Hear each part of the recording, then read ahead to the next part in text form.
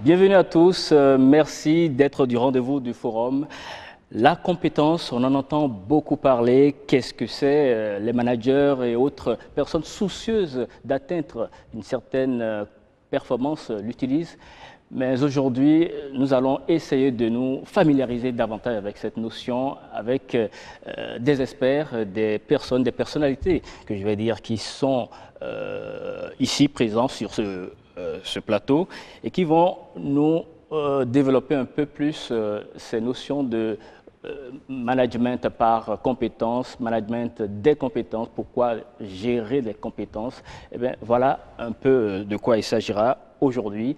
Et le tout premier, c'est M. Roland Peuton, bien sûr. Vous êtes consultant en gouvernance en gouvernance, voilà, et l'évaluation des politiques publiques. Merci d'être du rendez-vous. Merci aussi.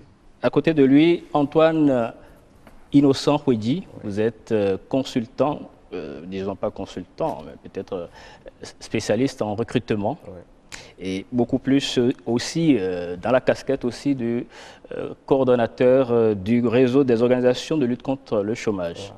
Merci aussi Merci pour votre vous présence. Et je salue aussi tout le public, le mini-public qui nous accompagne et dont les échanges seront certainement fructueux, je l'espère. Alors déjà pour planter le décor, je voudrais demander à ce public, bien sûr, qu'est-ce qu'ils entendent par la compétence, tout simplement. La compétence, c'est quoi, d'après vous? Oui. Qui veut intervenir déjà? Oui. Pour moi, la compétence, c'est la capacité reconnue en telle ou telle matière à une personne en raison de ses connaissances. Non seulement ça, mais aussi de son savoir-faire et de son savoir-être. C'est ça. Déjà, les trois notions sont sorties, mais j'espère que d'autres donneront plus de détails que cela. Oui, allez-y. Pour moi, Oui. la compétence, c'est la capacité d'un individu à agir efficacement et de manière efficiente en situation de décision. Donc, la notion de prise de décision et de responsabilité est indispensable dans les questions qui touchent à la compétence d'un individu. C'est ça. Encore un dernier, oui. Oui, merci bien. Moi, je ne vais pas définir la compétence directement, mais je me demande quand est-ce qu'on dit que quelqu'un est compétent. Oui. On dit généralement, de manière courante, on dit généralement que quelqu'un est compétent dans un domaine quand il y a fait ses preuves. Donc, quand on dit la compétence, moi je vois deux éléments. Je vois une bonne formation, mais je vois aussi le fait de mettre en œuvre, c'est-à-dire de prouver dans des situations données qu'on peut apporter des solutions. C'est-à-dire vous avez pu atteindre des objectifs qu'on vous a assignés. Ok. Donc c'est un peu comme ça, moi je vois ça. Est-ce qu'il y a encore... Ah, il y a encore un doigt. Allez-y. Moi, la compétence, c'est d'abord le savoir. Veuillez vous présenter d'abord, oui. Moi, c'est Samson Vitimé. Oui. La compétence, c'est le savoir et le savoir-faire. Ok. Parce que le savoir, c'est la connaissance brute. Le savoir-faire, c'est comment vous arrivez à mettre en œuvre ce que vous avez appris. Okay. Et c'est Dieu qui résume la compétence. Samson Vitimé, vous êtes quoi déjà? Bon, je suis en fonction ministère de la Jeunesse, Sport et de Loisirs. Je suis en fonction ministère de la Jeunesse, Sport et de Loisirs. Ok, merci. Oui, c'est bon, on peut y aller? Oui, allez-y. Oui, moi c'est Gérard Zanou, je suis coach en développement personnel. Je voudrais dire simplement que la compétence, c'est la pleine utilisation des ressources acquises par l'individu pour l'accomplissement d'une tâche. La pleine utilisation des ressources acquises par l'individu pour l'utilisation ou pour l'accomplissement d'une tâche.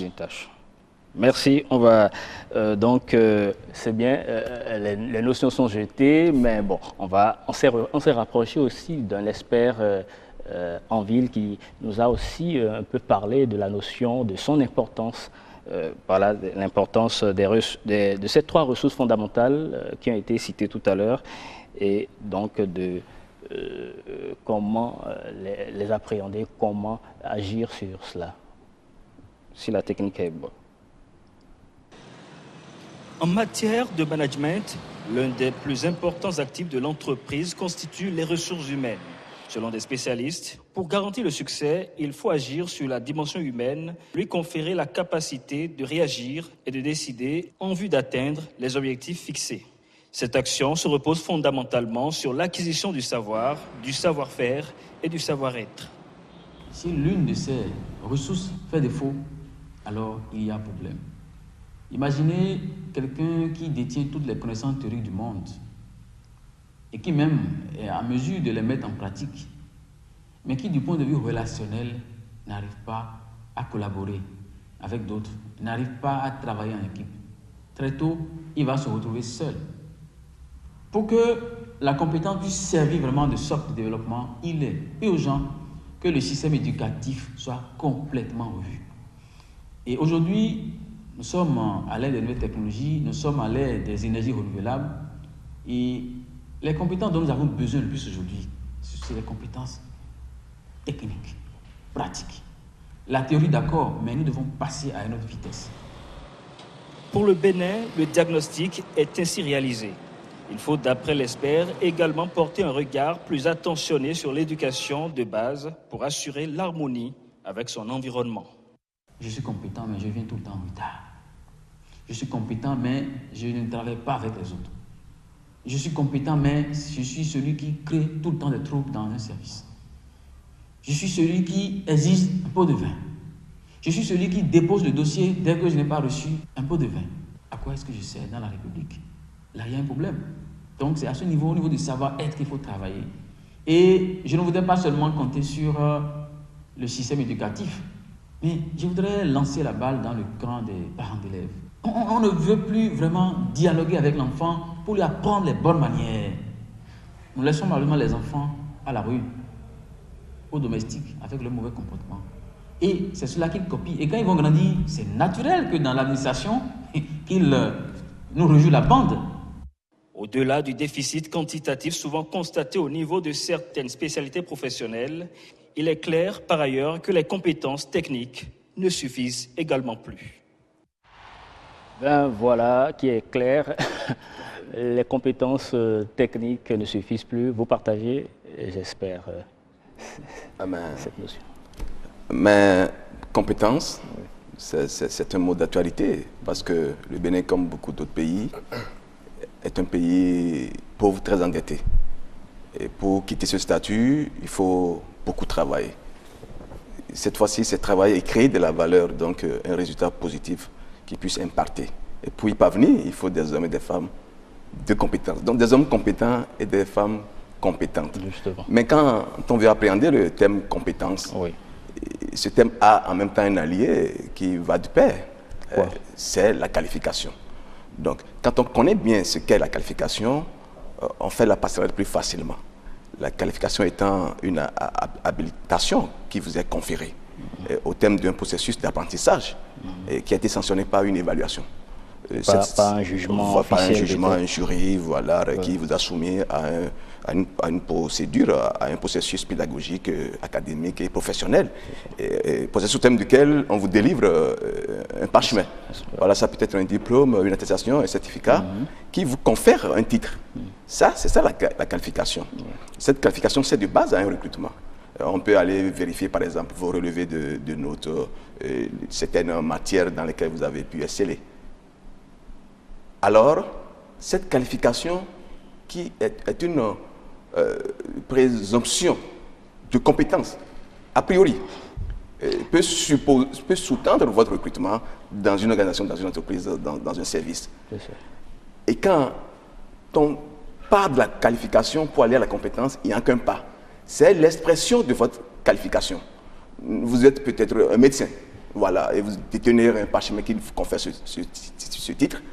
Mais face à un malade, en situation de travail, en situation de décision et en situation opérationnelle, d'action, quelle est votre capacité à faire un bon diagnostic et à identifier la meilleure thérapie possible? Quand vous êtes capable alors de faire un bon diagnostic, c'est déjà une première étape importante, mais d'identifier, suite à ce diagnostic, la thérapie nécessaire, donc les molécules ou le principe actif qu'il faille appliquer à cette charge virale ou à ce défaut de santé, si vous parvenez à concilier ces deux éléments sur le patient qui recouvre sa santé, alors on dira que vous êtes compétent. Donc c'est l'expression de la maîtrise de la qualification qui est une habilitation qu'on vous confère. Donc en situation de travail, on découvre les compétences qui sont les vôtres. Autrement dit, on peut vous présumer sur la base de la qualification, mais les compétences, c'est à l'opérationnel. C'est dans une situation, comme l'a dit dans le public, par exemple, quelqu'un, dans une situation de décision, comment vous utilisez les niveaux de savoir et de connaissances que vous avez reçus, pour opérer un choix factuel en concordance avec les informations dont vous disposez. Efficace et qui concourt à un résultat probant, efficient. C'est important. Oui. Vous voyez donc la nuance alors. La compétence, c'est l'expression de vos talents dans une situation de décision opérationnelle, en situation de travail concrètement. Ok. Ouais. Monsieur Khouidi veut ajouter quelque chose? Oui, bon, en fait, moi, quand j'entends ça, ça me fait rire parce que au cours de mes formations, j'ai souvent expliqué cela aux jeunes qui aujourd'hui font une confusion entre compétences et compétences techniques. Parce qu'en réalité, la compétence technique n'est qu'une partie des compétences qu'un homme peut avoir. La compétence technique, d'après tout ce qui a été dit par le public, moi j'entends tout de suite la compétence technique qui regroupe quoi? La connaissance, le savoir-faire, le savoir-être, les aptitudes. Les aptitudes pratiques. Voilà. Donc le savoir, la méthode qui est la pratique. Maintenant, il y a le savoir-faire qui prend en compte aussi les expériences professionnelles et tout. Donc, c'est globalement de ça que tous les jeunes parlent. Ils parlent de la connaissance qui passe par la qualification, la base, la théorie, comme l'a dit au niveau de l'interview. Il y a la méthode, la pratique de votre savoir et maintenant le savoir-faire qui implique l'expérience. Mais au-delà de ça, vous pouvez avoir ces éléments-là, mais vous n'êtes pas encore, on ne peut pas vous qualifier de quelqu'un de compétent. Il y a des éléments qui doivent s'y ajouter, tels que les éléments du comportement, le savoir-être, les comportements. Quels sont vos comportements face à une situation qui se pose? Au-delà de ça, il a souligné tout à l'heure. Voilà, au-delà de ça, il y a aussi quel est votre degré d'organisation? L'organisation. Donc, si vous n'avez pas, si on ne met pas l'organisation, l'auto-organisation, comment est-ce que vous-même vous vous organisez? Et comment est-ce que vous organisez les autres? Ok. Si vous êtes ça, manager. Maintenant, le tout dernier, c'est la capacité de vous adapter. Oui. Si vous voulez vraiment définir le mot compétence, je dirais tout simplement le mot compétence se résume en savoir agir en situation. Et savoir agir en situation regroupe non seulement les savoirs, les connaissances, les méthodes, c'est-à-dire la pratique, le savoir-être, ça regroupe les relations que vous tenez avec les autres, ça regroupe aussi comment vous vous organisez vous-même et comment est-ce que vous avez la capacité de vous adapter. Donc, c'est savoir agir en situation. Je pense qu'un frère, un ami au niveau du public l'a dit. C'est savoir agir en situation. Lorsque vous avez une situation, la manière dont vous avez agi pour optimiser, pour atteindre un résultat probant, c'est vraiment ça qui est la compétence. Qui est la compétence d'après vous? Ok. Alors, au Bénin, c'est vrai que quand on parle de ces notions, c'est pour atteindre un but, c'est le succès, la réussite, le développement. Mais au Bénin, qu'est-ce qui nous manque réellement par rapport à tout ça? Mais, évidemment, quand on est un pays pauvre, très endetté, c'est qu'il se pose des problèmes de compétences. L'intervenant de tout à l'heure dans l'élément témoin a souligné un aspect très clair, c'est le savoir-être. Vous partagez cet avis? Oui, tout à fait. Parce que le savoir-être, vous voyez, je peux être un nanti de qualification et même avoir l'expertise requise pour les opérationnaliser. A priori, je suis compétent. Mais en situation de travail, Parce que les grands succès comme les grandes avancées du monde sont du fait de l'effort collectif. Voilà. La dynamique de groupe aujourd'hui est la base et le socle face à un monde en pleine mutation, avec un global village. Vous ne pouvez plus individuellement chercher à impacter si vous voulez que cet impact-là soit grand. Or, en situation de travail en équipe, le relationnel intervient.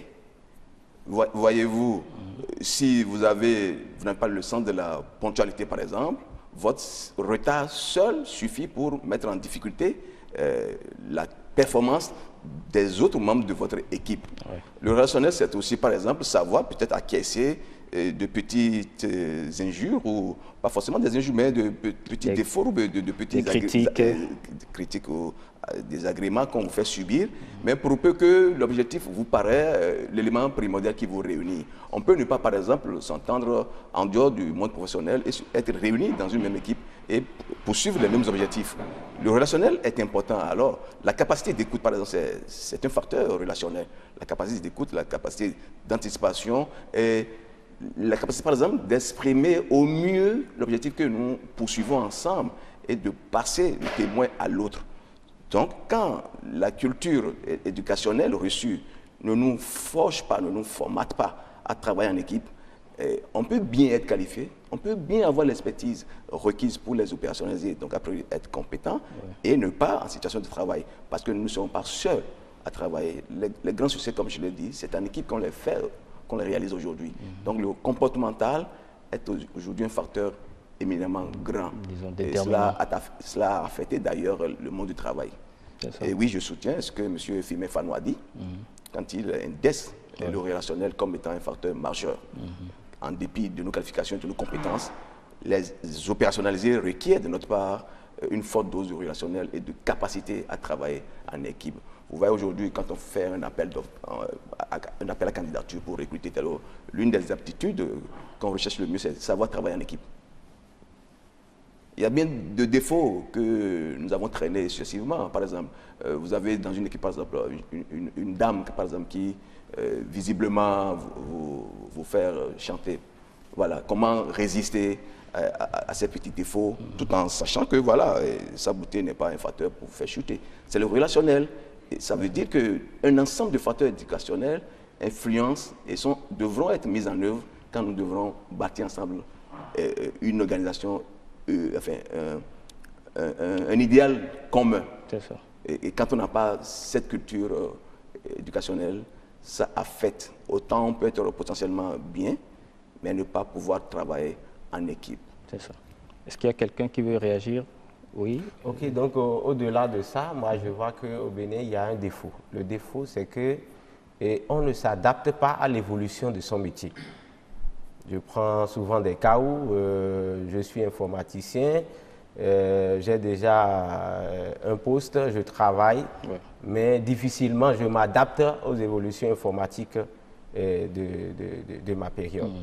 Et c'est ainsi, je prends par exemple les hommes de métier, par exemple un mécanicien qui ne s'adapte pas souvent à l'évolution de son métier. Donc il y a ce véritable problème-là qui se pose aujourd'hui, et ceux-là qui s'adaptent à l'évolution de leur métier deviennent de plus en plus rares.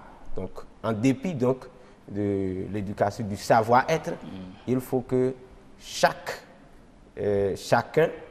cadre puisse, ou chaque intellectuel puisse s'adapter à l'évolution du métier. C'est très important. C'est très important. Allons sur toujours les notions. La compétence, le management par compétence et le management des compétences. Trouvez-vous une différence vraiment entre les deux notions-là? Mais déjà, dans ce que monsieur a dit tout de suite là, il évoque là une dynamique, le processus d'apprentissage continu tout au long de la vie professionnelle. Cela requiert une remise en cause permanente de ces niveaux pour repousser les limites de compétences et d'ignorance. Cela suppose aussi un plan de formation. C'est important pour accroître l'employabilité, qui est la capacité à changer de métier, à perdre un et en retrouver le plus vite que possible d'autres parce qu'on est riche en potentiel. Et pour y parvenir, il faut effectivement s'adapter aux mutations technologiques. Et peut-être plus que ça, de son temps, toujours dans le métier ou la profession qui est la nôtre. Mais vous me demandez la différence entre le management des compétences et le management par les compétences. Quand on dit le management des compétences, c'est juste l'ensemble des techniques et des mécanismes mis en œuvre pour gérer les effectifs de façon à garantir à l'entreprise, à tous les instants et de façon durable, les profils les meilleurs par rapport aux objectifs qui sont ceux de l'entreprise. Vous avez une entreprise qui est dans... C'est aussi ça, la gestion des compétences. La gestion des compétences, le management des compétences, ça rejoint, c'est des formulations synonymes du management des ressources humaines, dont l'objectif final, c'est de garantir à l'entreprise les profils dont il a besoin. Les compétences, quand je dis profil, pour l'adéquation profil-poste, les compétences les meilleures. C'est pourquoi on parle aujourd'hui des chasseurs de tête et d'hommes et de compétences. Donc l'entreprise à aucun moment, parce que nous sommes dans un environnement concurrentiel. Et comme on l'a dit tantôt, les mutations, elles sont si rapides et elles proviennent de l'évolution de la technologie. Il faut adapter alors le processus de gestion de transformation. Elles proviennent par exemple de l'exigence des clients, par exemple, qui voudront, et Dieu seul sait que dès que le poids d'achat augmente, on change ses besoins. Et les besoins, il faut les adapter en même temps dans l'entreprise pour les anticiper. Ça suppose la mise en place d'un système de veille stratégique. Et quand vous les anticipez, vous les opérationnalisez à l'interne pour que dès que le besoin est exprimé, vous ne soyez pas en décalage de temps. Et là, c'est le management des compétences. Mais quand j'en viens au management par les compétences, et là, c'est un style de management qui n'est pas fréquent. Le management par les compétences, c'est un style, comme il y en a beaucoup. On peut dire par exemple le management par les objectifs, ou comme vous le dites, le management par les compétences. En fait, les entreprises, initialement, comment elles se comportent? Je crée mon entreprise, j'ai une mission, j'ai des objectifs, j'ai des produits, des services à offrir à ma clientèle. Ça, c'est des objectifs. Et par rapport aux objectifs, je vois les compétences dont j'ai besoin pour faire fonctionner mon organisation. Il y a la politique commerciale, la politique de financement, la politique de production, d'approvisionnement, de stockage, la force de vente, tout ça là. Donc, je prends des profils en adéquation avec toutes ces formes de politique au sein de l'entreprise. Et quand je les prends, j'ai déjà des objectifs, je les assigne aux nouvelles recrues, aux salariés, qui opérationnalisent chacun à travers peut-être une lettre de mission selon le niveau d'hiérarchie ou des contrats d'objectifs. Ça, tout ce que j'explique là rejoint le style qu'on appelle le style de management par les objectifs. Mais à contrario, le management par les compétences, qui est dans certains domaines d'activité tels que les recherches, dans un laboratoire en médecine, à l'université par exemple, vous ne pouvez pas être trop tranché sur les objectifs à atteindre. Donc on crée de la latitude. Contrairement au management par les objectifs, où on t'assigne des objectifs à atteindre et sur la base desquels on t'évalue, le management par les compétences fonde sur le postulat selon lequel, dès que vous avez la politique de l'entreprise, dès que vous êtes approprié de la mission, du but et de la vision, on vous donne la latitude, une marge de manœuvre à définir vous-même vos objectifs. Quand on est recruté dans un laboratoire de recherche en médecine, c'est pour trouver des solutions thérapeutiques à des maladies. Donc on ne vous donnera pas un paquet d'objectifs ou de contrats tangibles, mais on vous donne la latitude d'aller, se basant sur le potentiel qui est le vôtre et les expertises avérées et éprouvées dont vous êtes nanti, on vous laisse la marge de manœuvre à déterminer votre champ de recherche. Et dans un tel contexte, l'efficience n'est pas primordialement ce qui est recherché. Par contre, dans le management par les objectifs, autant on vise l'efficacité, qui est la capacité à réaliser les objectifs assignés, mais on vous exige l'efficience qui est la réalisation des objectifs à moindre coût. Contrairement au management par les compétences, on donne la latitude à l'expert. Et là, c'est vraiment des secteurs, par exemple, où la recherche, elle est vraiment ici comme au paroxysme une priorité. Et les compétences rares étant recrutées à cet effet, on leur laisse le champ. C'est vrai que l'idée d'objectif réside dans la démarche, mais elle n'est pas contraignante. Elle n'est pas contraignante. Ça, c'est le management. Les secteurs d'innovation aussi. D'innovation, surtout dans créativité. Dans Samsung, ils le font aisément. Dans une même entreprise, on peut faire une démarche éclectique. Une démarche éclectique, c'est quoi? C'est une démarche qui s'ouvre à toutes les tendances. On prend un peu de tous les styles. Par exemple, dans cet empire Samsung, il y aura des salariés à qui on imposerait le management par les objectifs, où on va les évaluer. Mais ceux qui sont là, des ingénieurs à inventer des modèles d'appareils, les contours et des applications pointues, évidemment, on leur met les moyens, l'environnement, et là, c'est le management par les compétences. Et ils savent que leur suivi dépend de la créativité et de l'innovation dont ils feront montre pour perdurer dans l'entreprise, parce qu'il n'y a pas de la place à la routine. Ok. Merci. Une réaction? Non, bon, en fait, je voudrais juste illustrer. Oui. En fait, par les compétences, moi, je connais une entreprise ici qui recrute une compétence, une personne quelconque, et en fonction de la capacité de la personne d'innovation, alors, par sa capacité, que l'entreprise crée le département qui doit gérer. Donc, vous voyez, donc, on part maintenant de la capacité de la personne, d'accord, pour pouvoir créer un département qu'on responsabilise. Donc, a priori, au départ, il n'y avait pas peut-être des objectifs pour cette innovation-là. Mais puisque nous avons une compétence qui existe et qui peut quand même innover, qui peut créer, automatiquement, on fait une ouverture de ce département-là pour pouvoir gérer. Vous voyez, ainsi de suite. Donc, autant de départements au fur et à mesure. Merci. Est-ce qu'il y a une réaction par hasard? Non. Alors, nous allons parler maintenant de la gestion, toujours des compétences, mais est-ce qu'il y a d'autres démarches qu'il faut embrasser pour vraiment atteindre, à part celles que nous avons citées? D'autres démarches de compétences? Des démarches de compétences. Oui. Bon, une démarche, c'est un ensemble de mécanismes qu'on met en place. Une expression sœur, on dit démarche qualité. Donc, l'ensemble des politiques, et des stratégies et des projets mis en œuvre pour garantir aux produits, aux services fournis à la clientèle que les caractéristiques attendues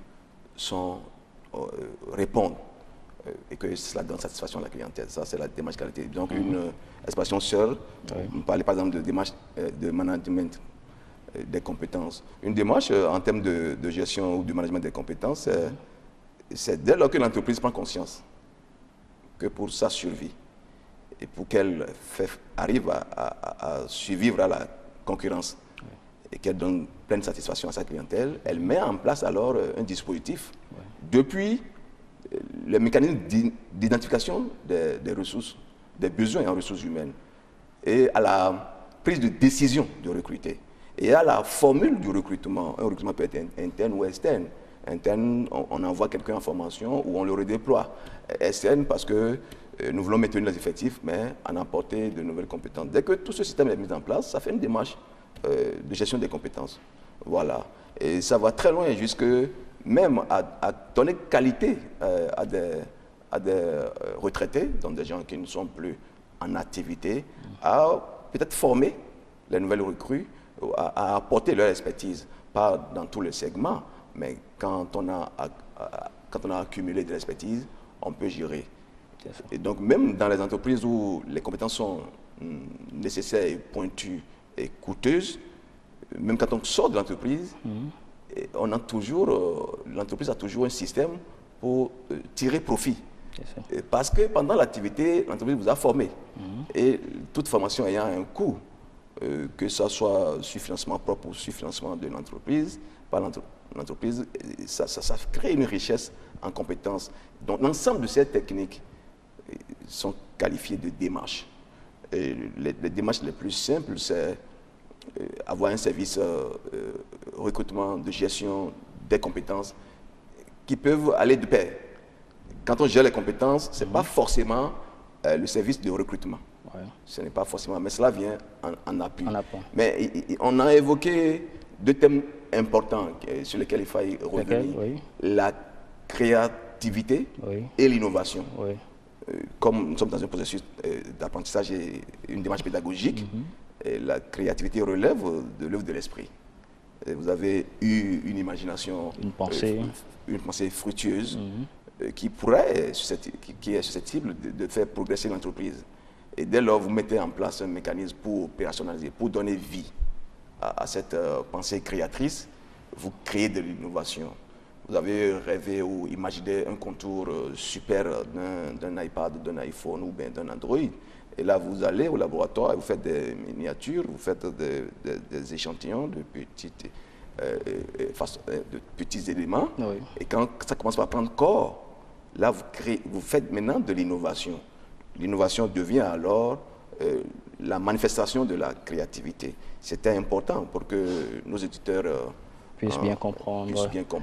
Alors, vous avez évoqué un mot tout à l'heure aussi, comment évaluer les compétences. Vous pouvez aborder sur un thème important. Voilà. Comment identifier déjà les compétences et comment les évaluer par la suite? Oui. Bon, en fait, d'abord l'identification des compétences. D'abord passe par un système de recrutement où on lance un avis, on collecte tout ce que nous avons comme CV et tout. Maintenant, après ça, je ne sais pas, on n'a pas prévu, mais il y a un tableau pour évaluer les compétences suivant 5 thématiques. D'abord, il faut évaluer la compétence technique, il faut évaluer la compétence organisationnelle de la personne, il faut évaluer la compétence relationnelle, il faut évaluer la compétence d'adaptation et pour finir la compétence comportementale. C'est-à-dire qu'il faut faire un test de personne, il faut prévoir des questionnaires pour voir la personnalité de la personne. Donc, des tests psychotechniques, c'est ça? Oui, pour voir un peu la personnalité de la personne. Donc, voilà comment on peut évaluer. Donc, dès que, après collecte de toutes ces informations et traitements, et on peut déjà donner une note. Et chaque postulant a une note. Et lorsqu'il est en dessous de la moyenne prévue, c'est que au-dessus de la moyenne prévue, alors il est qualifié pour être compétent ou pour intégrer l'entreprise. Voilà.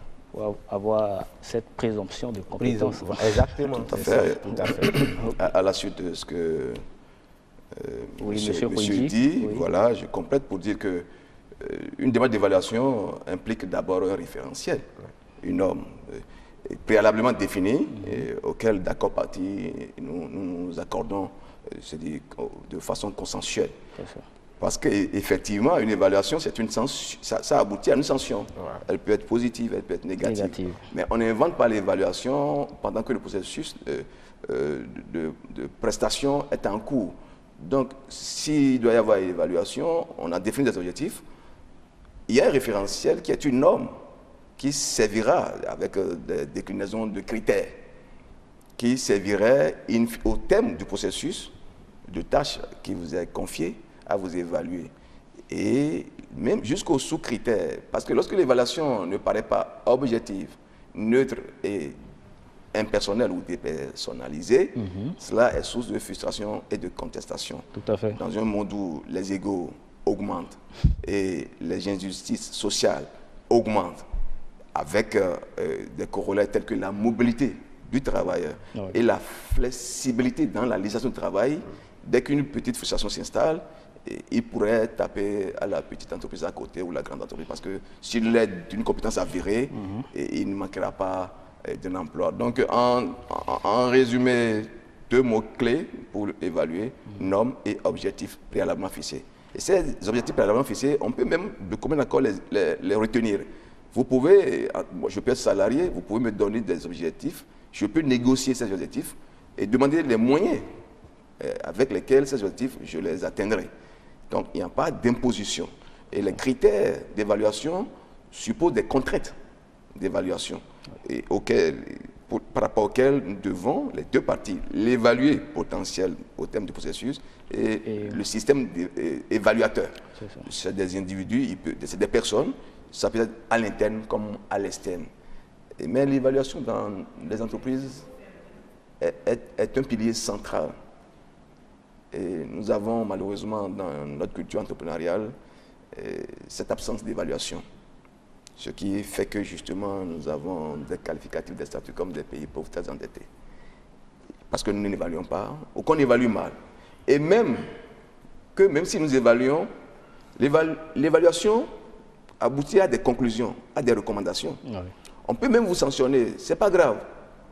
La sanction peut être positive ou négative, mais notre capacité à capitaliser les conclusions de l'évaluation pour en tenir compte dans une prochaine démarche a souvent manqué. Dans nos organisations, qu'elles soient publiques ou privées, et donc c'est une culture entrepreneuriale à intégrer. Intégrer comment? Les intégrer, c'est de rendre systématique l'évaluation. À quel niveau, par exemple? Dans une organisation, qu'elle soit du secteur privé, donc une entreprise privée, ou du secteur public, donc une administration publique, un service parlons public. Parlons plus du secteur public, par exemple. Du secteur public. Ok, mais le secteur public, je voudrais dire dans le contexte qui est le nôtre au Bénin. Oui. Le mécanisme d'évaluation n'est pas encore exploitable. Un vrai mécanisme n'est pas encore exploitable parce qu'il y a des préalables à faire. Comment les missions sont définies, comment on recrute, comment les compétences et les profils sont identifiés et quel est l'environnement de travail. Et déjà, il y a un nœud gordien à lever. L'administration publique dans beaucoup de pays, surtout au Bénin, elle est une administration de carrière. Quand on dit une administration de carrière, des gens sont recrutés sur la base d'un diplôme, lequel diplôme leur donne droit d'accès à un corps, et dans ce corps, ils évoluent. Ils évoluent du contrôleur au technicien supérieur, attaché de service, à l'administrateur. Donc dès qu'on est dans une administration basée sur le principe de gestion de carrière, vous voyez déjà, ce n'est pas le principe de gestion des compétences.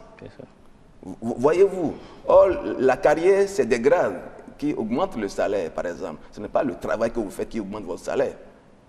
À partir de cet instant, le paradigme doit complètement changer. En l'état, il n'y a pas un mécanisme efficace, lesquels ont fait leur preuve dans le management des entreprises et du secteur privé.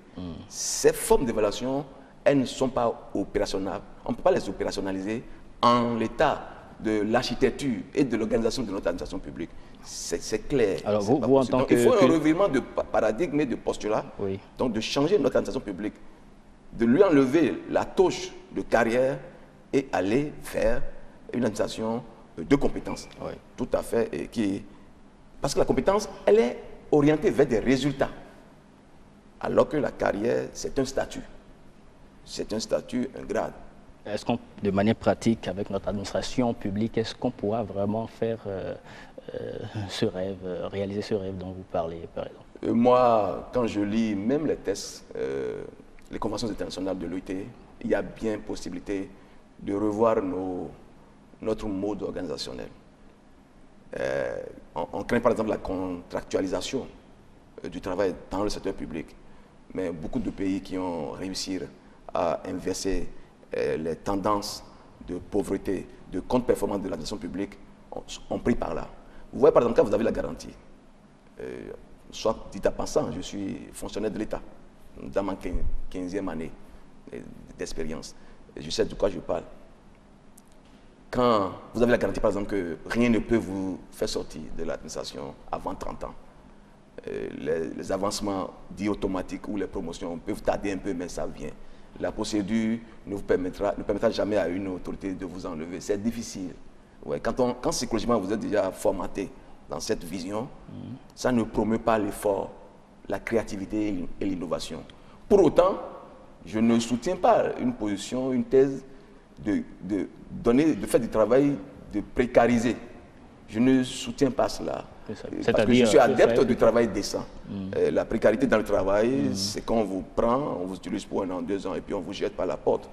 Surtout sans motif. Donc mon discours ne fait pas la. Qu'est-ce que vous proposez concrètement? Concrètement, alors, l'ensemble des textes qui régissent l'administration publique doivent être revus. ce serait en l'état... Est-ce qu'il y a eu des propositions déjà dans ce sens? Bon, la loi portant statut général des agents permanents de l'État qui date de 86 est en relecture.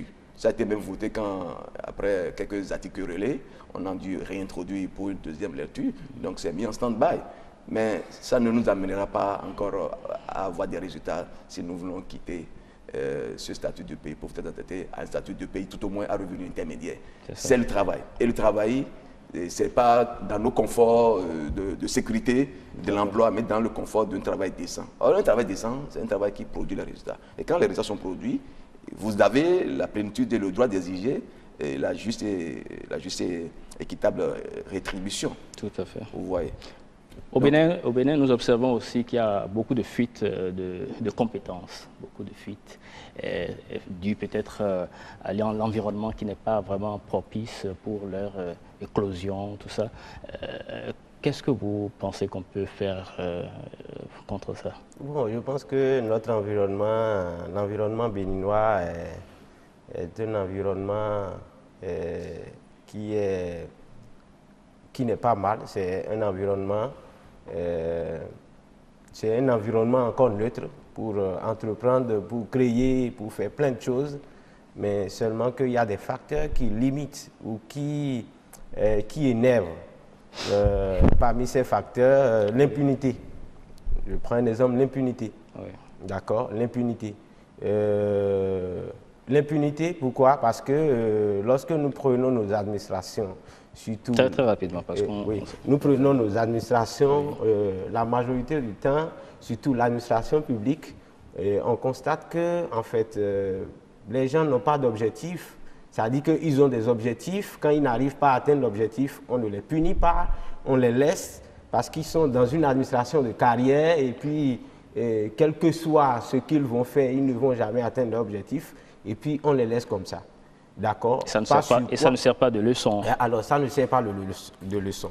Alors, ceux-là qui sont disponibles pour travailler, lorsqu'ils voient ces comportements de marginalisation, pendant qu'eux, ils travaillent, pendant qu'eux, ils innovent, pendant qu'eux, ils créent, et qu'il y a certains qui, dans cette largesse de non-atteinte d'objectifs sans punition, alors ces derniers s'énervent et disent, bon, on ne peut pas rester dans un environnement où ce sont les médiocres qu'on reconnaît, qu'on met sur le tapis, à qui on donne les trophées, alors que ceux-là qui mouillent le maillot, qui quand même créent ou qui innovent, ne sont pas promus.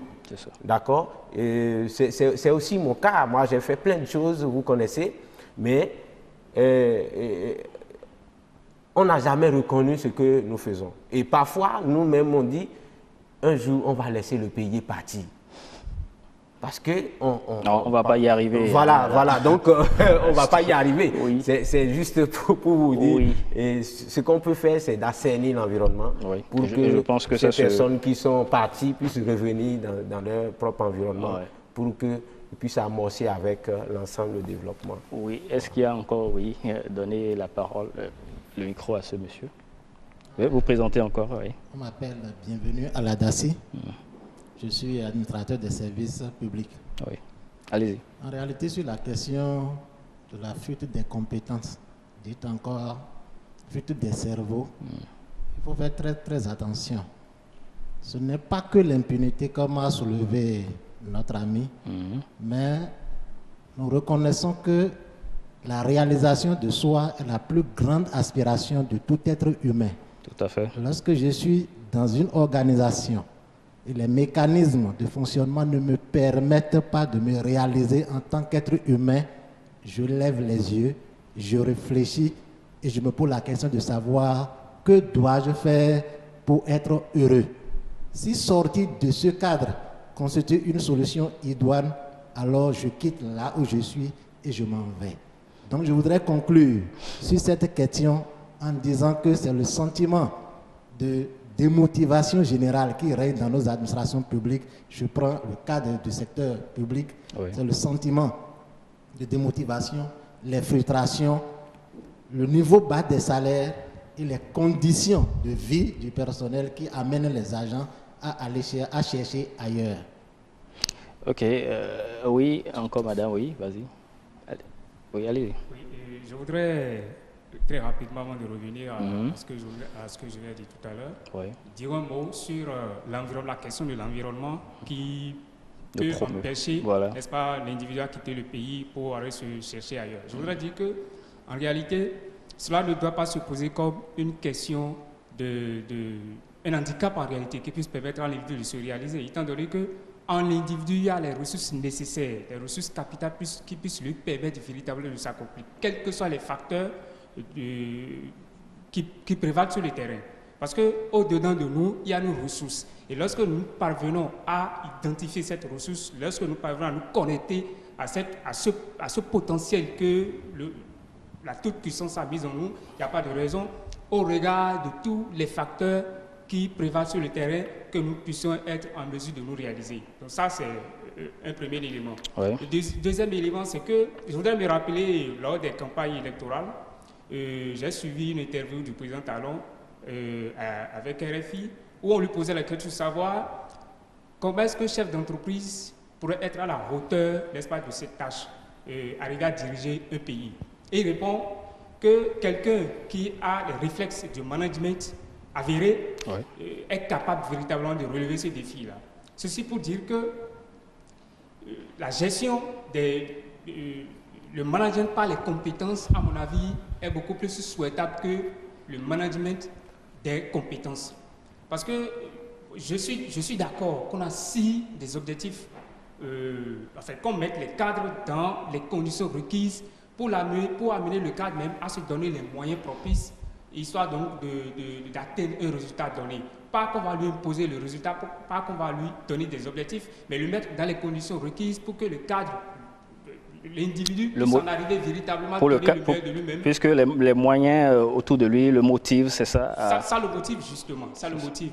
Donc je pense que ce sera une question cruciale de penser la chose de la sorte, plutôt que de lui mettre la pression, parce que quand on met la pression sur l'individu, il y a des facteurs qui peuvent l'empêcher, pourquoi pas, n'est-ce pas, d'atteindre, de donner le meilleur de lui-même. Mais lorsqu'on lui laisse la marge de manœuvre, de décider de ses propres moyens et d'espérer de lui qu'il produise un résultat, je pense qu'il va pouvoir être en mesure à la fin, étant donné qu'il sait que sa survie justement en dépend, donc être en mesure de produire quelque chose qui convient. Donc je pense que le management par les compétences, au regard de notre contexte, est la chose la plus souhaitable.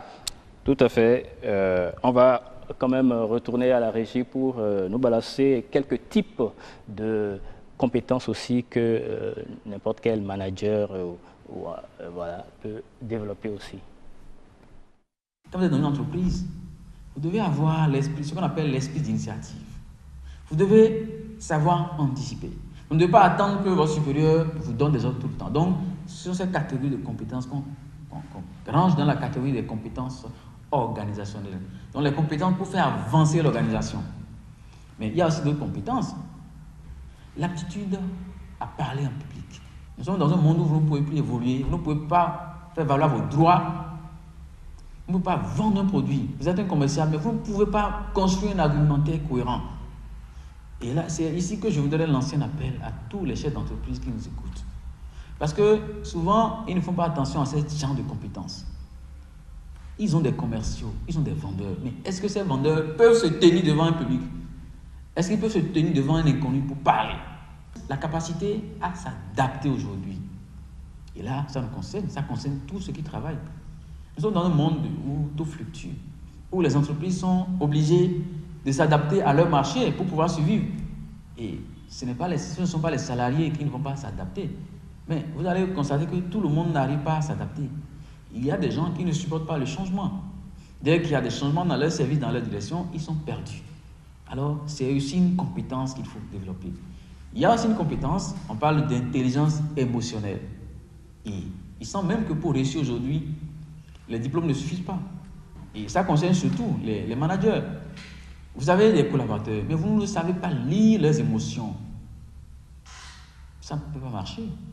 Si un collaborateur est triste, est dans un état donné, et vous n'arrivez pas à percevoir ces signaux-là, il connaît. Le savoir théorique est présent. Il sait le faire. Mais vous allez voir que son rendu va prendre un coup parce que émotionnellement, ça ne marche pas, ça ne va pas. Donc, cette intelligence-là, qu'on appelle l'intelligence émotionnelle, est aussi une forme de compétence aujourd'hui. Et c'est capital. Qu'il faut donc connaître et appliquer. Nous allons donc déjà au terme de cette émission, vous allez, Monsieur Opoidi, lire le contenu de ce papillon et nous répondre. Allez-y. Pourquoi l'implication de la hiérarchie est-elle indispensable pour le succès de l'entreprise ou de l'administration?